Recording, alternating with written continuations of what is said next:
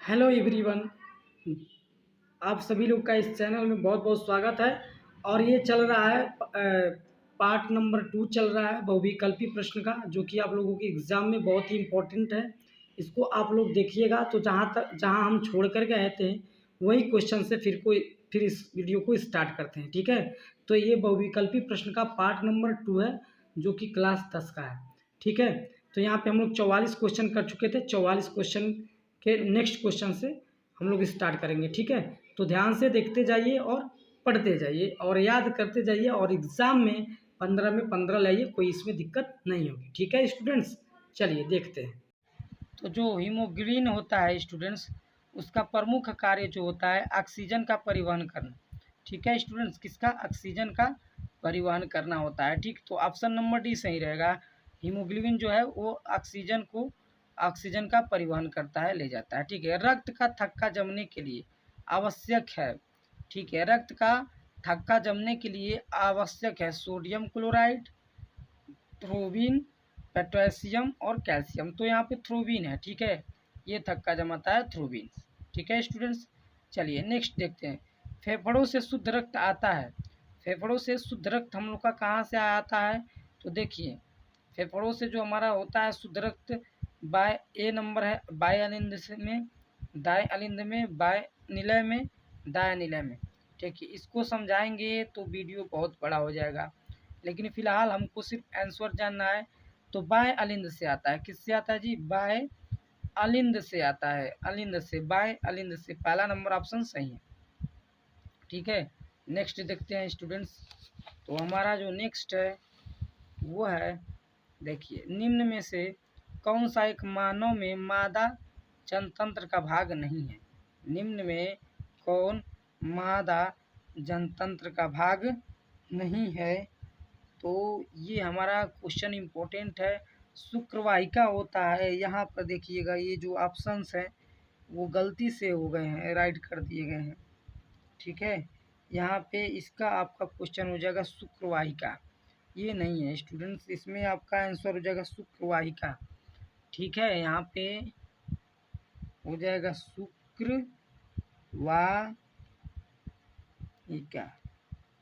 शुक्रवाहिका होता है स्टूडेंट। ठीक है, ये जो ऑप्शन है ये थोड़ा सा दूसरे क्वेश्चन का आ गया है। चलिए नेक्स्ट क्वेश्चन देखते हैं 48 का।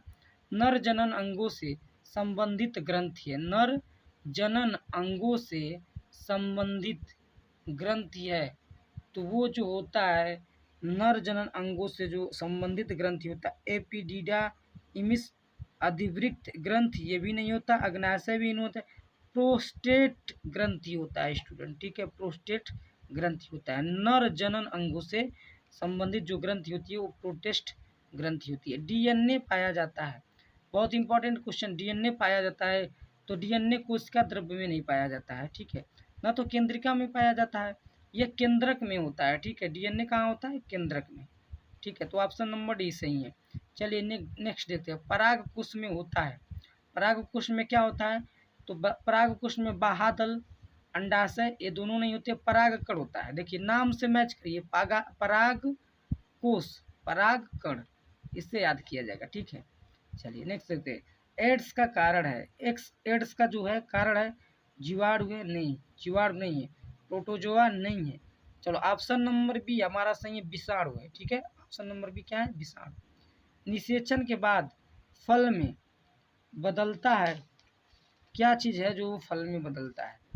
निषेचन के बाद फल में बदलता है, क्या ऐसा चीज़ है जो फल में बदलता है? तो बाह्यदल नहीं है, पुंकेसर नहीं है, अंडाशय जो है वो किस में बदल जाता है? फल में। ठीक है, नेक्स्ट देखते हैं। नेक्स्ट जो ऑप्शन है वो मिंडल के अनुसार मटर के बौने पौधे का जीन प्रारूप होता है। मिंडल के अनुसार मटर के बौने पौधे का जीन प्रारूप होता है। क्वेश्चन नंबर 53 है ये। तो कौन सा प्रारूप होता है जी? इसमें देख लेते हैं। यहाँ पे देखिए स्मॉल टी होता है। देखिए यहाँ पे कैपिटल टी दिया है, कैपिटल टी दिया है, तो कैपिटल टी नहीं रहेगा ना, तो कैपिटल टी स्मॉल टी होगा, टी होता है।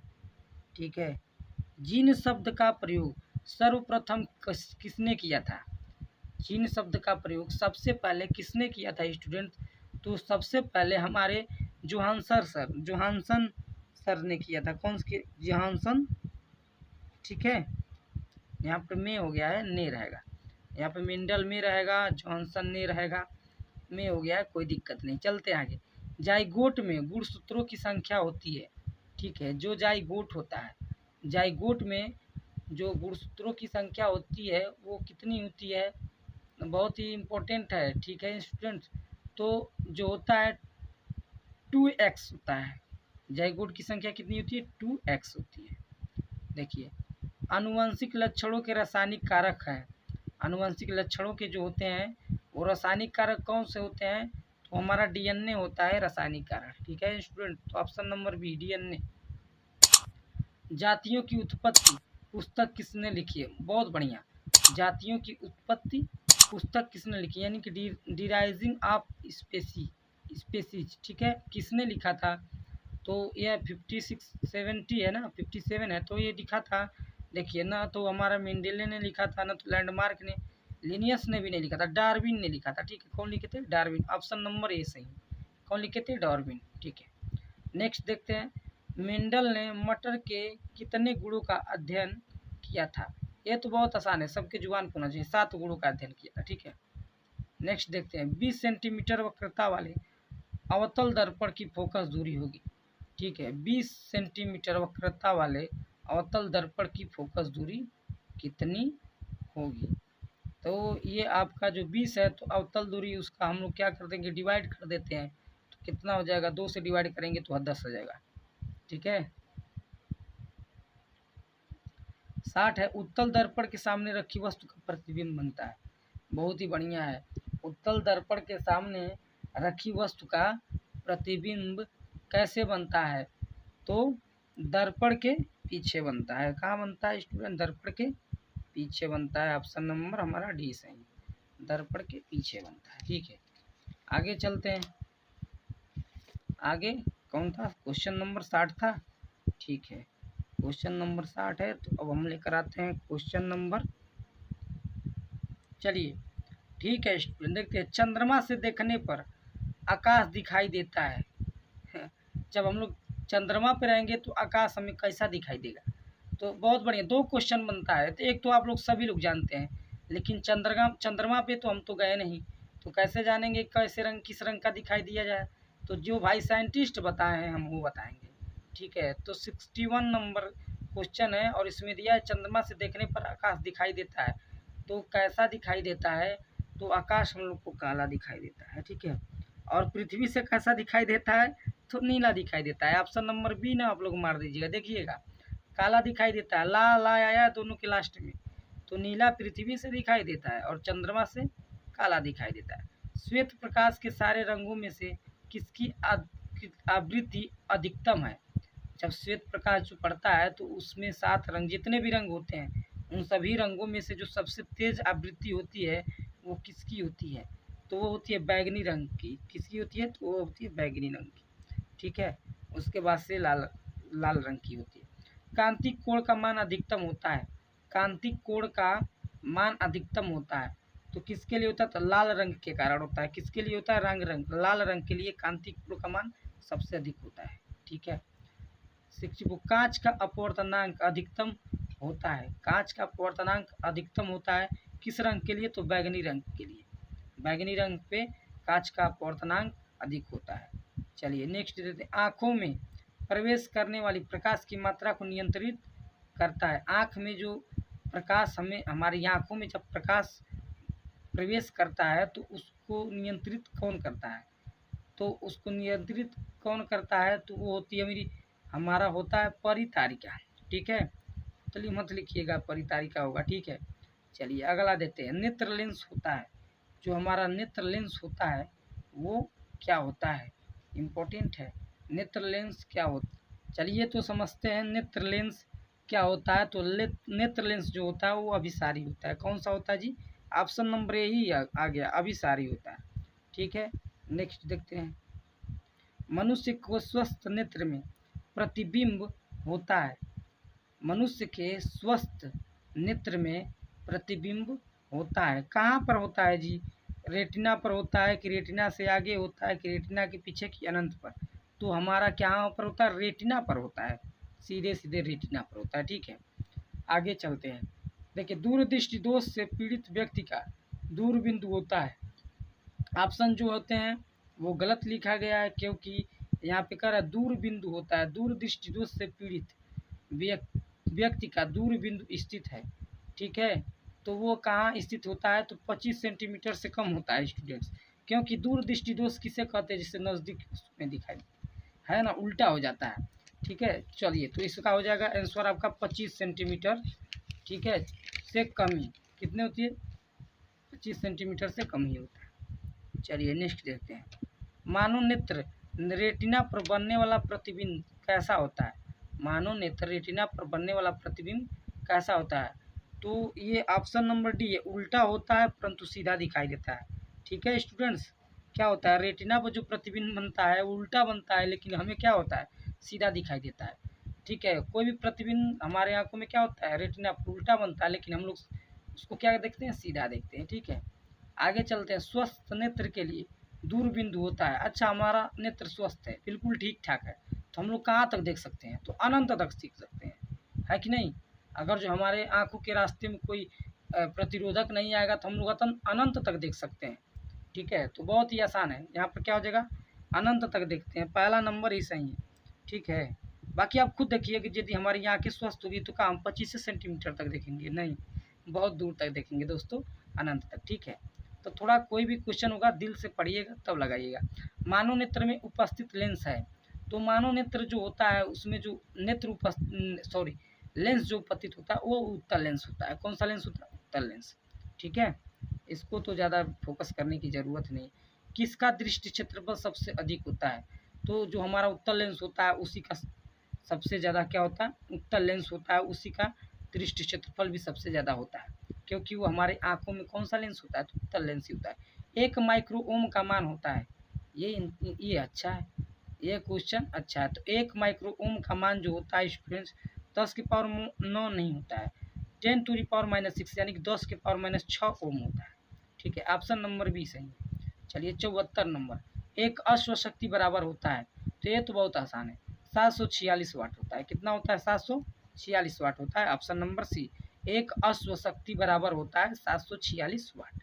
ठीक है, अगला देखते हैं। ओम के नियम के अनुसार धारा और विभवांतर में ग्राफ बनेगा। देखिए, ऐसा क्वेश्चन आता है तो ओम धारा और विभवांतर में ग्राफ जो बनता है एक सरल रेखा बनता है। कौन सा बनता है स्टूडेंट्स?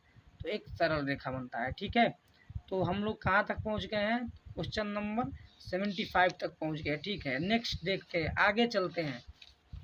तो आगे जो हम लोग का क्वेश्चन आ रहा है वो है कि किसी विद्युत परिपथ में बहने वाली विद्युत धारा का मात्रक होता है। तो विद्युत धारा का मात्रक हमारा वही रहेगा जो पहले रहेगा, उसको कहीं भी बहवाइए, जहाँ वो बहेगा वहाँ उसका मान, उसका जो मात्रक होगा वो एम्पियर ही होगा। ठीक, तो नेक्स्ट देखते हैं। प्रतिरोध का मात्रक है, तो प्रतिरोध का मात्रक कौन होता है? ओम होता है। ये सब धड़ाधड़, इस पर टाइम वेस्ट नहीं करना है, लगाते जाना है। ठीक है, अगला नंबर देखिए। स्टूडेंट्स बहुत मेहनत से ये सारे क्वेश्चन कलेक्ट किए हैं और आप लोगों के लिए, कि आप लोग को बहुविकल्पी में परेशानी ना हो। इसको अगर 2-4 बार रट लेंगे तो कन्फर्म है कि जैसे आप लोग का वो वीडियो स्टार्ट करने से पहले लिखा गया था वैसे ही थंबनेल लिखा गया था वैसे ही आपको मिलेगा। आप 15 में 15 पक्का करके आएंगे यदि इस वीडियो को अच्छी तरीके से देखेंगे और रटेंगे तो। ठीक है स्टूडेंट्स, तो ध्यान से समझिए और पढ़िए। अगला क्वेश्चन, 1 किलोवाट घंटा में कितने जूल होते हैं? 1 किलोवाट घंटा में कितने जूल होते हैं? तो यह होता है हमारा, देखिए 36 ये तो नहीं होता है, 3.6 गुणे 10 के पावर 5 ये होता है 1 किलोवाट, मतलब जूल होता है। यहाँ पे जूल लिखना चाहिए, जूल नहीं दिया है ऑप्शन में, कोई दिक्कत नहीं। 3.6 गुणे 10 के पावर 5 नहीं होता है, ओह सॉरी गलती हो गई। 3.6 गुणे 10 के पावर 6 होता है। देखिए हम कैसे याद किए थे कि 3.6 है 10 के पावर 6। ठीक है, तो यहाँ पर 10 के पावर 5 हो गया, इसलिए गलत। देखिए यहाँ पर 3.6 10 के पावर 6, ऐसे हम याद किए थे। 1 किलोवाट घंटा में कितने जूल होते हैं, तो 3.6 गुणे 10⁻6। ठीक है स्टूडेंट्स। चलिए, विद्युत आवेश का मात्रक होता है, तो विद्युत आवेश का जो मात्रक होता है वो हमारा कूलाम होता है। ठीक है, बिजली के बल्ब का तंतु जो उसका फिलामेंट होता है बना होता है, तो वो बना होता है टंगस्टन का। किसका बना होता है स्टूडेंट? टंगस्टन का। ठीक है, विद्युत धारा उत्पन्न करने की युक्ति को कहते हैं। जो विद्युत धारा उत्पन्न करता है उस युक्ति को हम लोग क्या कहते हैं, तो ये युक्ति क्या कहलाती है? हमारा जनित्र कहलाती है। ठीक है, आप लोग अच्छी तरीके से पढ़िए, रटते जाइए, याद कर लीजिए, 2-4 बार देखेंगे वीडियो को, पक्का है आएगा। और यदि ये सारे क्वेश्चन आपको याद हो गए तो कन्फर्म है आप 15 नंबर भूविकल्पी पूरा का पूरा करके आएंगे। ठीक है, तो ध्यान से समझिए। वैद्युत मोटर परिवर्तित भी आता है, रूपांतरण भी आता है। चाहे कहेगा, जैसे कहेगा वैद्युत मोटर परिवर्तित करता है, या फिर ऐसे कह दे वैद्युत मोटर रूपांतरण करता है।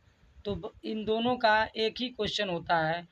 ठीक है, विद्युत ऊर्जा को यांत्रिक ऊर्जा में, विद्युत ऊर्जा को किस में बदलता है, तो यांत्रिक ऊर्जा में बदलता है। ऑप्शन नंबर डी सही है।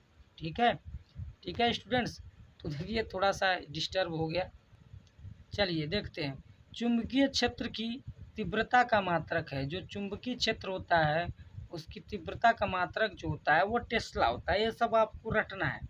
क्या होता है चुंबकीय क्षेत्र की तीव्रता का मात्रक क्या होता है स्टूडेंट? तो टेस्ला होता है।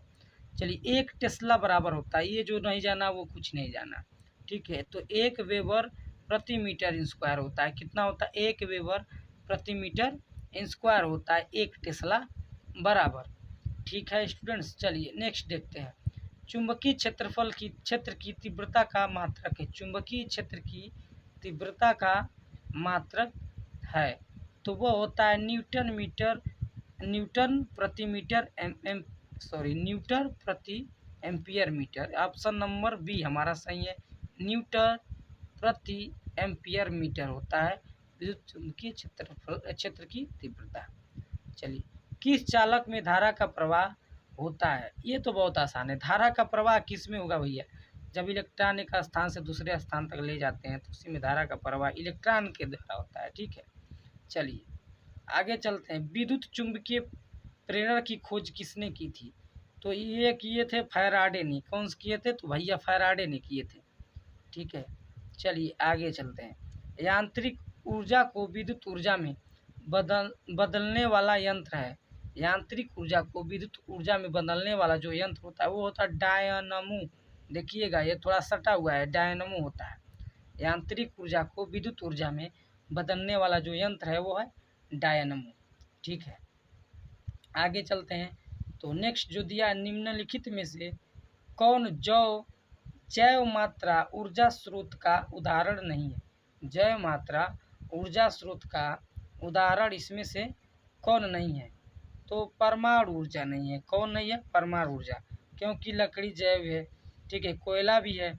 अब गोबर गैस तो आप जानते ही हैं। परमाणु ऊर्जा एक ऐसा है जो जैव मात्रा ऊर्जा स्रोत नहीं है। ठीक है, चलिए नेक्स्ट देखते हैं, ऊर्जा का अंतिम स्रोत कौन सा है? ठीक है, ऊर्जा का अंतिम स्रोत तो देखिए यहाँ पे जल है, नहीं है, सूर्य है। ठीक है, कौन है? सूर्य है। यही एक अंतिम स्रोत है ऊर्जा का। ठीक है, तो इस तरीके से हम लोग का 90 क्वेश्चन कंप्लीट हो गया स्टूडेंट्स। 90 क्वेश्चन कंप्लीट हो गया। अभी हम कुछ नहीं कहेंगे, लास्ट में आपसे जो कहेंगे रिक्वेस्ट करेंगे, आप सुनिएगा। अब हम लोग पहुँच गए हैं 100 के करीब। देखिए, जीवाश्म ऊर्जा का स्रोत है। ठीक है, जीवाश्म ऊर्जा का स्रोत है। 91 नंबर पे आ गए हम लोग, तो वो होता है पेट्रोलियम। ठीक है student, option number C petroleum. देखिएगा दिखाई नहीं दे, अब दिखाई देगा, तो वो क्या है? पेट्रोलियम है। ठीक है, जीवाश्म ऊर्जा का स्रोत जो होता है वो पेट्रोलियम होता है। आगे चलते हैं, पवनों का देश किसे कहा जाता है? देखिए थोड़ा किसे हम भूल गए हैं, यहाँ पूछेगा पवनों का देश किसे कहा जाता है, तो वो हमें डेनमार्क को कहा जाता है। डेनमार्क को पवनों का देश कहा जाता है। ठीक है, चलिए नेक्स्ट देखते हैं, ग्लोबल वार्मिंग के लिए उत्तरदायी गैस है। ये सब लोग जानता है और सब लोग ये इसको पहचानता है। ठीक है, इसको CO2 गैस है ग्लोबल वार्मिंग के लिए उत्तरदायी गैस, कार्बन डाइऑक्साइड। ठीक है। चलिए नेक्स्ट देखते हैं, नवीकरणीय ऊर्जा का स्रोत है, नवीकरणीय ऊर्जा का स्रोत जो है वो क्या है, ठीक है, तो वो है सौर ऊर्जा। क्या है भाई, वो है सौर ऊर्जा। ऑप्शन नंबर भी हमारा सही है। चलिए नेक्स्ट देखते हैं, और नेक्स्ट में हम लोग का दिया है कि नरौरा नाभिकीय विद्युत संयंत्र किस राज्य में स्थित है, यह नहीं जाने तो कुछ नहीं जाने, ठीक है। कहाँ स्थित है भाई, तो उत्तर प्रदेश में स्थित है। सॉरी, देखिए ये कहा, नरौरा नाभिकीय विद्युत संयंत्र उत्तर प्रदेश में स्थित है। सूर्य में उत्पन्न ऊर्जा का कारण है, अच्छा सूर्य में जो ऊर्जा उत्पन्न होती है वो किसका कारण है, तो ये बहुत अच्छी तरीके से आप लोग को नाभिकीय विखंडन के बारे में बताया गया होगा। ठीक ठीक है, नाभिकीय विखंडन के बारे में बताया होगा, नाभिकीय संलयन के बारे में बताया होगा। ज़्यादा अंतर नहीं होता है लेकिन बहुत ही अंतर होता है, ठीक है। तो इसको पढ़ लीजिए, ऑप्शन नंबर बी नाभिकीय संलयन सही है, ठीक है। चलिए नेक्स्ट क्वेश्चन देखते हैं, एक आहार श्रृंखला में तीसरे पोषी स्तर पर हमेशा कौन होता है, तो तीसरे पोषी स्तर पर हमेशा भाई मांसाहारी प्राणी लोग जमा रहता है, ठीक है। कौन, तो मांसाहारी प्राणी। चलिए नेक्स्ट देखते हैं,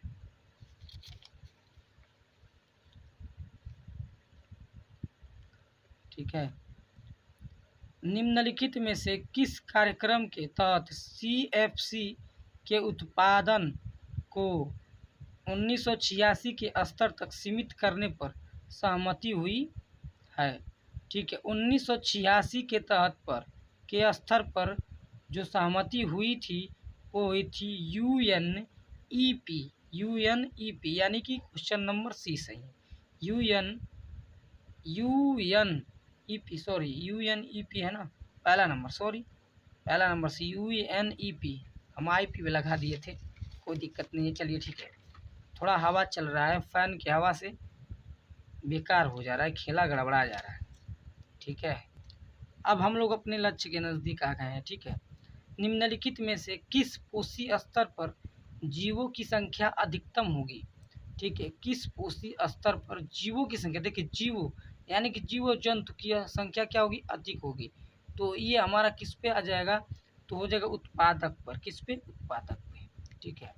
अगला क्वेश्चन है, निम्नलिखित में से कौन सी गैस सूर्य के आने वाली अल्ट्रावायलेट, देखिएगा U मतलब अल्ट्रा, V मतलब वायलेट, तो अल्ट्रावायलेट विकिरण से हमारी रक्षा करती है, वो कौन सी गैस होती है, ठीक है।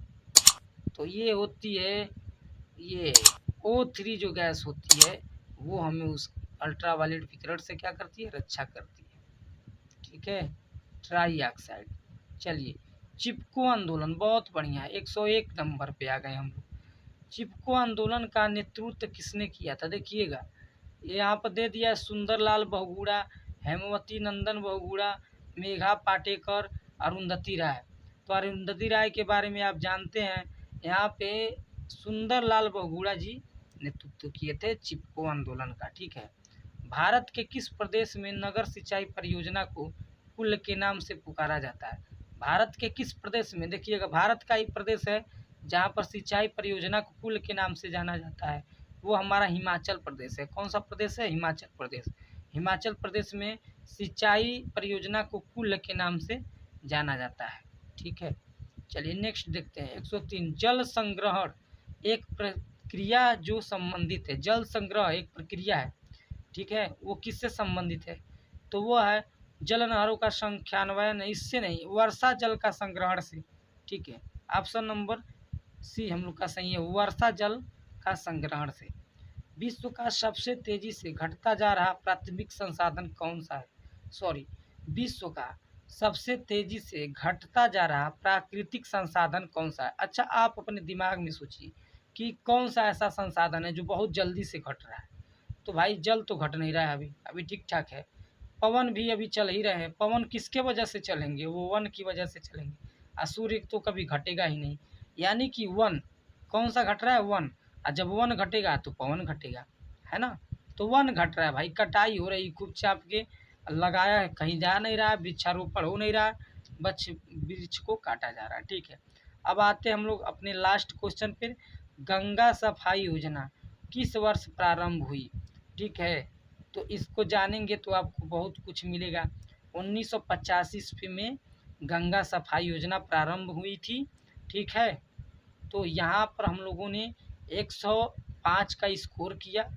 ठीक है, 105 में यदि आप 105 क्वेश्चन को अच्छी तरीके से ध्यान से रट लेते हैं, 2-3 बार देख लेते हैं, तो ये कन्फर्म है कि आपका 15 में 15 नंबर बहुविकल्पी का आ जाएगा। ठीक है दोस्तों, तो आप लोगों को पढ़ना है, अच्छी तरीके से ध्यान से समझना है। आ रही बात समझ में? और एक बार आप लोगों से रिक्वेस्ट है कि इतना मेहनत करते हैं दोस्त आप लोग के लिए, नहीं करते तो कर रहे हैं। ठीक है, और आप लोग इस चैनल को थोड़ा सब्सक्राइब करिए। ठीक है, बेल आइकन को दबाइए, लाइक शेयर और कमेंट करना बिल्कुल मत भूलिए कि आप किस क्लास में कौन कौन से वीडियो देख रहे हैं। ठीक है दोस्तों, तो आप लोग थोड़ा चैनल पे विश्वास करिए और इसको प्यार दीजिए और चैनल को सब्सक्राइब करवाइए जितना से जितना हो सके। ठीक है, बाकी आपका दिन शुभ हो और आप अपने पेपर में जाएं, सारा का सारा क्वेश्चन सॉल्व करके आएँ। ठीक है स्टूडेंट्स, इसी के साथ थैंक यू। फिर मिलेंगे किसी नए चैप्टर के साथ किसी नए वीडियो में। तब तक के लिए धन्यवाद, थैंक यू, अलविदा।